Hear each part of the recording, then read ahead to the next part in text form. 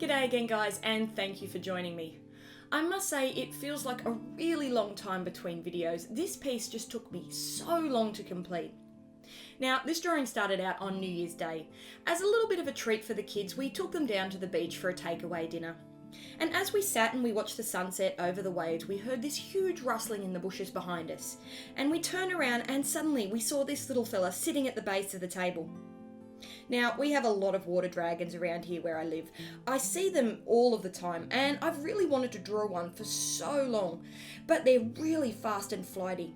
In 5 years of living in the region, I haven't had a chance to get my phone out of my pocket before they run off, let alone take a good photo. But this little fella was very different.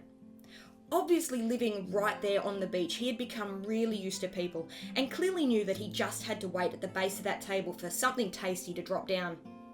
Well, I jumped at the opportunity, quickly pulling out my phone to get some photos.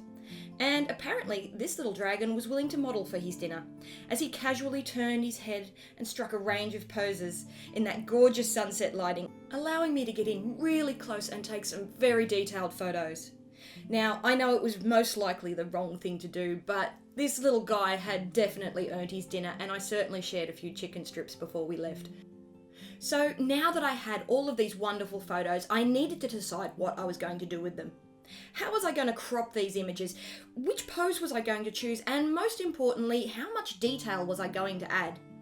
Now, looking at my photos, I could see every single scale, and I could have chosen to painstakingly draw each and every scale and render them perfectly to exactly like my photo. And I nearly chose to do that. I mean, I've waited years to draw one of these guys, so why not go to that level of detail? Why not put in all that effort? But at the same time, I was thinking back to the video that I had just made, in which I was talking about wanting to capture the feel of a subject rather than creating a perfect image. And I realised that if I drew in each and every one of those scales individually, I would most likely end with a very, very stiff artwork, and most likely one that would bore me to death before I ever got to finish.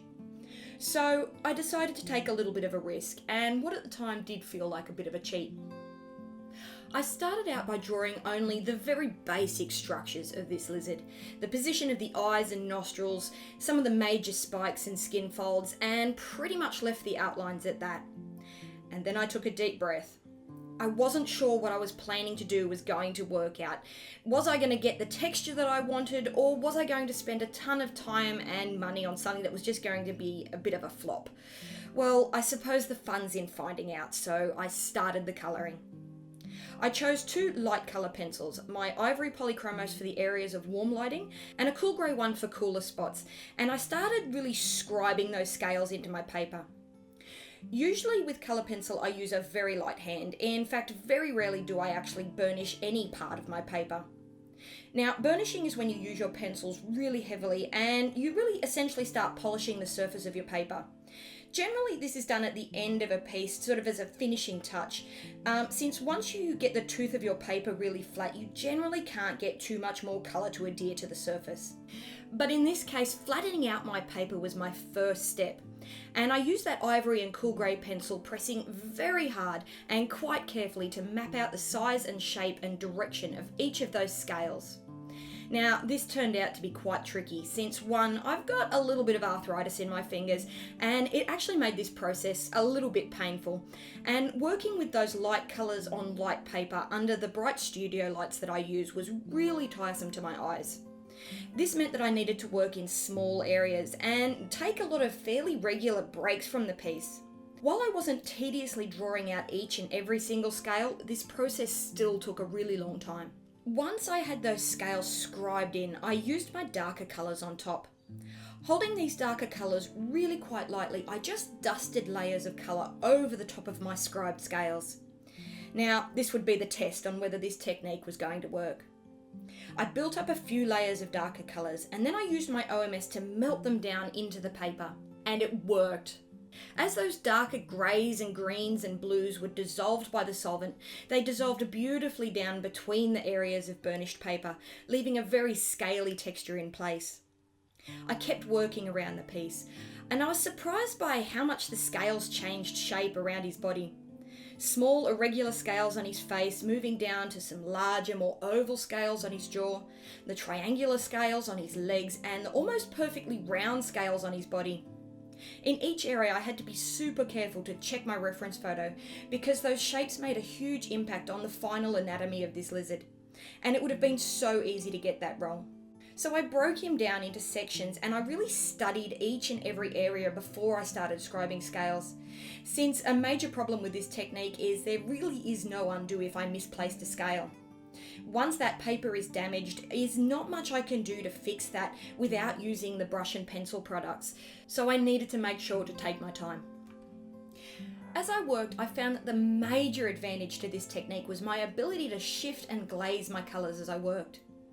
Now, if I had carefully drawn and rendered each scale, if I'd wanted to make any changes to my lighting or contrast, I would have had to go back and work each and every scale individually again. But working this way, I was able to make changes if I wanted to. If I wanted to add more shadow, I just dusted over a little bit more sepia pencil and melted that back down into the paper. If I wanted to add a little bit more of that pink sunset lighting, then I just dusted over a little bit of cinnamon and light flesh. I was able to sit back from my piece and make changes quickly without losing any of the structure that I already had down. And that made the tedious scribing all very worthwhile. By this point of the piece, I was very happy with how this was coming together, and I started to relax into the process. But maybe a little bit too much. As I went towards the end, my hand was starting to get really tired and sore, and I was getting a little bit lazy. And I found that as I got onto the final round scales of his back that I really wasn't pressing as hard and I wasn't completely filling in each scale, and that gave me a little bit of a patchy coverage. I was really disappointed in myself for getting so sloppy right towards the end, but not all was lost. For my final touches, I added a few highlights with my brush and pencil touch-up texture and titanium white mix, and I used a nail dotting tool to just fix up a couple of those scales that I got lazy on. That touch-up texture does give me a little bit of a second chance on those burnished surfaces, and I was able to fix up those patchy scales in the end. With that in place, I was so ready to call this done. So here's the final piece, and I love it. I love that from across the room it looks like this intensively detailed drawing, but as I get closer I can see the pencil strokes that bring it together, and I really love that effect. I think this may well be one of my favourite pieces.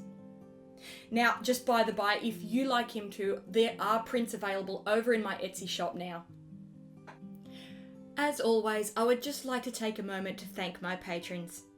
For my $5 patrons, I do have a 45-minute real-time video of this piece available now, showing you how this technique worked and my thoughts on how the process came together. I hope you enjoyed this. Please leave me a like or a comment to tell me what you think, and if you'd like to see some more of my work, then why not hit that subscribe button. Thank you so much for watching, guys.